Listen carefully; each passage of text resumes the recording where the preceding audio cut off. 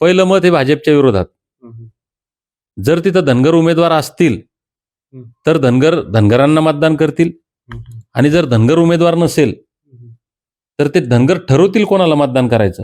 आता सरकारला एकच ऑप्शन आहे, त्यांनी दिलेला शब्द पाळावा.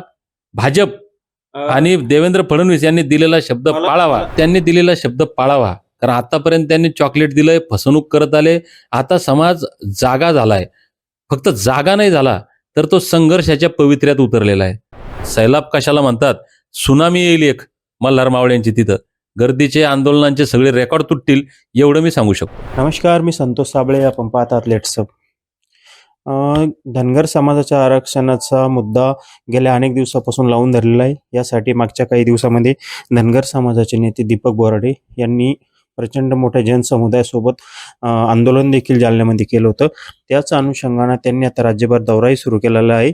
पण दुसरी एक गोष्ट अशी आहे की राज्यामध्ये आता महानगरपालिकेचे इलेक्शनांचं बिगुल वाजलेलं आहे, आणि त्या अनुषंगानं आता येणाऱ्या महानगरपालिकेच्या इलेक्शनमध्ये धनगर समाजाची पुढची भूमिका काय असणार आहे, त्या अनुषंगानं आपण दीपक बोराडे यांच्याकडून जाणून घेणार आहोत की त्यांचा आरक्षणाचा मार्ग अजून मोकळा झालेला नाही, सरकारच्या विषयी त्यांचं काय भावना आहे आणि काय म्हणणं आहे. एकंदरीत आपण हे सर्व प्रश्नांचे उत्तर दीपक बोराडे यांच्याकडून जाणून घेऊया. दीपक भाऊ, मला एक सांगा, राज्यामध्ये महानगरपालिकेची इलेक्शनची घोषणा झाली, तयारी जोरात चालू आहे, आणि याच सगळ्या अनुषंगानं धनगर समाजाचा कुठेतरी एक प्रश्न बाजूला पडलेला आहे, आणि धनगर समाजाच्या आरक्षणाचा मुद्दा अजून क्लिअर झाला नाही सरकारच्या वतीनं. तर त्याच्यात येणाऱ्या इलेक्शनमध्ये धनगर समाजाची भूमिका काय असणार आहे? नाही, आता जे राज्याचे मुख्यमंत्री आहेत देवेंद्र फडणवीस साहेब यांनी 2014ला ज्यावेळेस बारामतीला आले होते, लाखो लोकांच्या समोर त्यांनी जाहीरपणे सांगितलं होतं की आम्ही सत्तेत आलो तर पहिल्या कॅबिनेटमध्ये तुमच्या आरक्षणाचा प्रश्न सोडवतो. माझा अभ्यास झालेला या विषयावर, गाडीभर कागदपत्र माझ्याकडे आहेत, आणि हे त्यांनी नुसतं सांगितलं नाही तर लेखी आम्हाला दिलं होतं. परिणाम असा झाला की धनगर समाज हा भाजप सोबत गेला आणि देवेंद्र फडणवीस मुख्यमंत्री झाले. त्याच्या अगोदर नरेंद्र मोदी साहेब ज्यावेळेस पंढरपूरला आले होते, त्यांनी सुद्धा याच भाषेत बोलले होते की तुमचा धनगर बांधवांनो आतापर्यंत फक्त मतासाठी वापर होतोय, तुम्ही आम्हाला सत्ता द्या, आम्ही तुमचा प्रश्न सोडवतो. आज नरेंद्र मोदी साहेब पंतप्रधान आहेत देशाचे. म्हणजे या देशात स्वातंत्र्यानंतर भाजप पहिल्यांदा सत्तेत आलं, याला जबाबदार धनगर आहेत, कारण 20-25 कोटी धनगर या देशात राहतात. या राज्यात पहिल्यांदा स्वातंत्र्यानंतर भाजप सत्तेत आलं, देवेंद्र फडणवीस मुख्यमंत्री झाले, याला जबाबदार धनगर समाज, कारण 2-2.5-3 कोटी धनगर समाज या राज्यामध्ये राहतात. हे फडणवीस साहेब स्वतः कबूल करतात की आमची सत्ता येण्यामध्ये धनगरांचा फार मोठा वाटा आहे. मग आता आमची त्यांना विनंती आहे की तुम्ही जे आश्वासनं गेल्या 2014 पासून देतात, तुमची सत्ता आली, तुम्ही वन मॅन आर्मी सारखे तुम्ही शासन करतात, तुम्ही बोलतात ते होतं. म्हणजे मागच्या काळामध्ये आपण पाहिलं की नरेंद्र मोदी साहेबांनी 10% ईडब्ल्यूएसचं आरक्षण दिलं. या देशामध्ये एकही आंदोलन झालं नाही, एकही मोर्चा नाही, एकही रास्ता रोको नाही, एकही उपोषण नाही. आमचा समाज गेल्या कित्येक दशकांपासून शेकडो उपोषणं झाली, शेकडो आंदोलनं झाली, हजारो बांधवांवर आमच्या गुन्हे दाखल आहेत, शेकडो बांधव आमचे शहीद झाले, तरी ते देत नाहीत. म्हणून आता आम्ही निर्णायक लढाईवर आलोत. आता सरकारला एकच ऑप्शन आहे, त्यांनी दिलेला शब्द पाळावा. भाजप आणि देवेंद्र फडणवीस यांनी दिलेला शब्द पाळावा. मला एक तुम्हाला थोडंसं थांबवतो मी. मला एक असं विचारायचं आहे तुम्हाला की आता महानगरपालिकेचे इलेक्शनचं बिगुल वाढलं, याच्यानंतर काही दिवसात जिल्हा परिषद पंचायत समितीचे इलेक्शन राहील. तर ह्या सर्व गोष्टी, ह्या इलेक्शनकडे धनगर समाजाचा काय बघण्याचा दृष्टिकोन काय राहील, हे मी तुम्हाला विचारतो. मी तेच सांगत होतो की आता त्यांनी दिलेला शब्द पाळावा, कारण आतापर्यंत त्यांनी चॉकलेट दिलंय, फसवणूक करत आले. आता समाज जागा झालाय. फक्त जागा नाही झाला तर तो संघर्षाच्या पवित्र्यात उतरलेला आहे. आणि संघर्ष काय, आताचा संघर्ष काय, तुमचं काय हातात तलवारी घेऊन बंदुकी घेऊन संघर्ष करता येत नाही. तर विश्वरत्न डॉक्टर बाबासाहेब आंबेडकरांनी सगळ्यात मोठं शस्त्र आम्हाला दिलंय, ते म्हणजे मताधिकार. आणि निश्चितपणे या येणाऱ्या काळामध्ये ज्या निवडणुका तुम्ही म्हणालात, या निवडणुकांमध्ये धनगर समाज जर देवेंद्र फडणवीस यांनी आणि त्यांच्या पक्षानं दिलेला शब्द पाळला नाही धनगरांना, तर धनगर त्यांचं पानिपत केल्याशिवाय राहणार नाही. एकंदरीत ह्या इलेक्शन मध्ये धनगर समाजाची भूमिका कोणती राहील? नेमकं मतदानावर एकच, राहील? देवेंद्र फडणवीस आणि त्यांच्या पक्षाने जर धनगरांना दिलेलं आश्वासन पाळून आमच्या लेकराबाळांचं कल्याण करत त्यांच्या हातामध्ये एसटी जमातीचं प्रमाणपत्र दिलं नाही, तर त्यांनी धनगरांच्या मताची अपेक्षा सुद्धा करू नये. म्हणजे एकंदरीत तुम्ही मतावर बहिष्कार टाकणार का विरोधात मतदान करणार, नेमकं काय? नाही, पहिलं मत हे भाजपच्या विरोधात. जर तिथं धनगर उमेदवार असतील तर धनगरांना मतदान करतील, आणि जर धनगर उमेदवार नसेल तर ते धनगर ठरवतील कोणाला मतदान करायचं, कोणत्या पक्षाला करायचं, कोणत्या उमेदवाराला करायचं, का नोटाला करायचं, बहिष्कार नाही टाकणार, पण भाजपला मतदान करणार नाही इतकं निश्चित. याच्या संदर्भात सरकारसोबत काही चर्चा वगैरे झाली का? नाही, सरकारसोबत चर्चा काय, सरकार सध्या फॉर्ममध्ये आहे. सरकारला आमच्याशी चर्चा करायला किंवा आमच्या धनगरांपेक्षा कुणाच्याच प्रश्नावर चर्चा करायला वेळ नाही हो.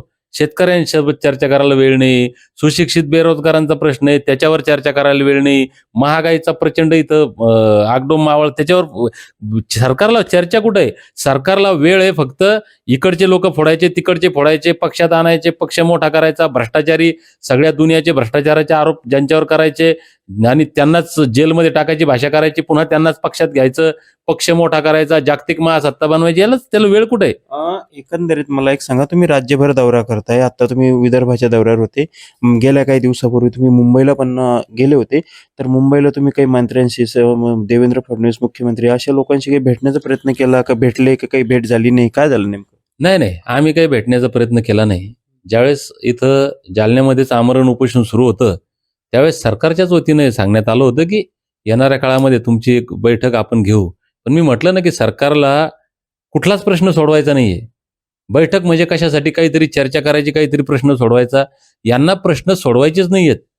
यांना जातीय तेढ निर्माण करणे, सामाजिक तेढ निर्माण करणे, धार्मिक तेढ निर्माण करणे, याच्यावर ज्यांचा वेळ चाललाय, यांना प्रश्न सोडायचे नाही.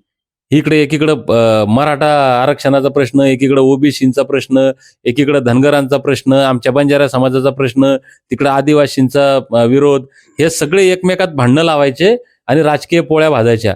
याच्यात सरकार मशगूल आहे. आता तुम्ही 21 जानेवारी 2026 मुंबईला धनगर समाजाचा मोठा मोर्चा जाणार आहे, त्या अनुषंगाने तुमची काय तयारी चालू आहे? तयारी म्हणजे आपण जालन्याचं आंदोलन पाहिलं, आपण डोळ्यांनी पाहिलं, कसलीच तयारी आमची नव्हती. आम्ही कुणालाही सांगितलं नाही आंदोलन उभं राहतंय. आम्ही एकाही गावात गेलो नाही, कोण्या समाज बांधवाकडे गेलो नाही आणि ते ऐतिहासिक आंदोलन उभं राहिलं. आता आम्ही 2 महिन्यापेक्षा जास्त कालावधी आमच्याकडे या आंदोलनासाठी होता. आता बऱ्याच दिवसापासून मुंबईत आमच्या बऱ्यापैकी बैठका झाल्या, राज्यात बऱ्याच ठिकाणी बैठका झाल्या. आता बुलढाणा, अकोला, अमरावती, नागपूर आणि वर्धा या 5 जिल्ह्यांचा दौरा करून मी आलो. लोकांमध्ये प्रचंड उत्साह आहे. लोक म्हणजे हे शेवटचा निर्णायक लढा लढण्यासाठी सज्ज झालेत. प्रत्येक समाजबांधवाची ही भावना आहे आता की हा शेवटचा लढा झाला पाहिजे.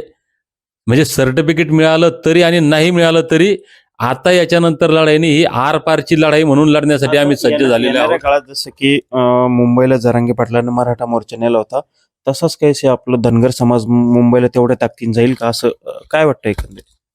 ताकद काय असेल हे मला माहिती नाही, पण मुंबईतील गर्दीचे, आंदोलनांचे सगळे रेकॉर्ड तुटतील ज्या दिवशी धनगरांचं पिवळं वादळ येळकोटचा जय घोष करत, जय मल्हारच्या घोषणा देत मुंबईमध्ये दाखल होईल. त्यावेळेस कोणत्याच कॅमेऱ्यामध्ये त्यांना सॅटेलाइटमधून कॅमेरे लावावे लागतील. त्यावेळेस तिथं सैलाब कशाला म्हणतात, सुनामी येईल एक मल्हार मावळ्यांची. तिथं गर्दीचे, आंदोलनांचे सगळे रेकॉर्ड तुटतील, एवढं मी सांगू शकतो. बरं, हे सगळं करताय तुम्ही, सगळी तयारी होते, तुम्हाला मुंबईला जायचंय, पण एक दुसरा एक विषय असा आहे की ह्या सगळ्या गोष्टींसाठी तुम्हाला परमिशन मुंबईमध्ये आंदोलन करायला भेटेल का? भेटली पाहिजे. आम्ही संविधानिक मार्गानं आमचं आंदोलन करतोय. संविधानिक मार्गानं आम्ही आमच्या मागण्या मागतोय आणि त्या संविधानिक मार्गानं मी परमिशनसाठी अर्ज सुद्धा केलेला आहे. माझ्या नावानिशी स्वतः अर्ज केलेला आहे. शासनानं ती परवानगी द्यावी आणि तरी आम्ही जाणार. हे तुम्ही जे आंदोलन 21 जानेवारी 2026 नेणारं आंदोलन आहे, तर हे कोण्या ठिकाणी करणार आहे नेमकं? हे मुंबईच्या आझाद मैदानामध्ये. हा जो आमचा धनगर जमातीच्या एसटी आरक्षणाचा मुक्ती संग्राम, आम्ही याला नाव दिलंय, कारण आम्ही नव्यानं आरक्षण मागत नाहीये. विश्वरत्न डॉक्टर बाबासाहेब आंबेडकरांनी जे अमृतरूपी आरक्षण आम्हाला दिलंय, हे आरक्षण या व्यवस्थेनं कैद करून ठेवलंय. या आरक्षणाच्या लाभापासून आम्हाला वंचित ठेवलंय. हे आरक्षण मुक्त करण्यासाठी आम्ही लढा लढतोय आणि आम्हाला खात्री आहे की तो मुंबईच्या आझाद मैदानातून या आरक्षणाची आझादी होईल, आमच्या लेकराबाळांचं कल्याण होईल. तर निश्चितच आपण पाहिलं की हे होते धनगर समाजाचे नेते दीपक बोराडे यांनी आता पूर्ण भूमिका स्पष्ट केलेली आहे की यांनी आता सांगितलं की महानगरपालिकेचे इलेक्शन असन, जिल्हा परिषदेचे इलेक्शन असन, यांनी कुठंतरी एक भाजपच्या विरोधात एक एल्गार पुकारल्याची भावना त्यांनी बोलून दाखवलेली आहे की बुवा आम्ही भाजपच्या विरोधात मतदान करू, असंही त्यांनी एक भावना व्यक्त केली. त्याच्यानंतर 21 जानेवारी 2026ला धनगर समाजाचा मोठा जनसैलाब हा मुंबईच्या आझाद मैदानावर दिसेल असंही त्यांनी बोललेलं आहे. आणि प्रचंड संख्येनं धनगर समाज हा मुंबईला देखील जाईल असंही ते आता बोलले. लेट्सअप मराठीसाठी संतोष साबळे, जालना.